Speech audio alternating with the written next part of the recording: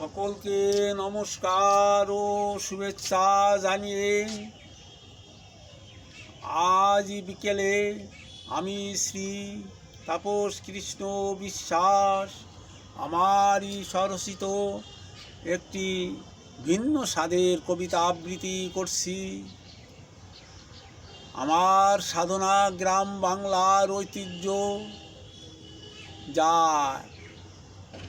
হারিয়ে যেতে বসেছে, তাই সেই বৃক্ষ লতা ফুল ফল নিয়ে আমার অমিত্রাক্ষর ছন্দের কবিতা। কিন্তু গ্রামে যে অন্য স্বাদের একটা বেশ কয়েকটি কবিতা লিখে ফেললাম, তাই ধীরে ধীরে পরিবেশন করছি। আমার এই কবিতার নাম ঝিঙ্গে ফুল। ঝিঙ্গে ফুল দেখতে আমার কাছে খুব ভালো লাগলো, তাই কবিতাটি লিখে ফেললাম। যদি কোনো সহৃদয়বান ব্যক্তি বা কোনো কবিত্বিক বা কোনো সাহিত্যিক বা কোনো হিতৈষীজন বা কোনো গুণীজন বা কোনো সুধীজন, যার কারুর যদি ভালো লাগে আমার তাহলে আমার লেখা সার্থক হবে, আমার পরিশ্রম সার্থক হবে। এবং আপনাদের যদি ভালো লাগে লাইক দেবেন, ভিউ দিবেন, সাবস্ক্রাইব করবেন, শেয়ার করবেন, এই আপনাদের কাছে আমার মিনতি।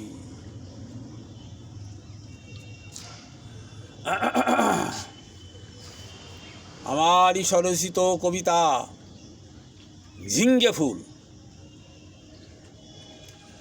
ঝিঙ্গে ফুল, ঝিঙ্গে ফুল দেখতে বড়ই মিষ্টি,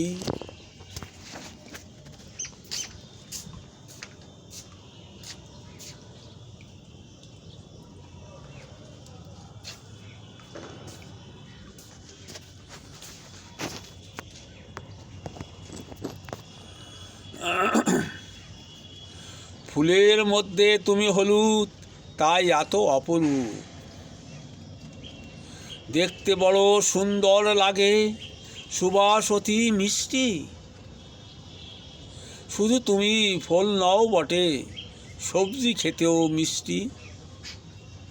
বিকাল বেলায় ফুলের গন্ধে ভ্রমর এসে পড়ল লুটে, তার পায়ে লেগে থাকা রেণু নূতন বীজের হলো শুরু। বসন্তে পরশ পেয়ে উঠো তুমি লিকলিকিয়ে, মৃদুমন্দ সমীরণে দোলা খাও আপন মনে।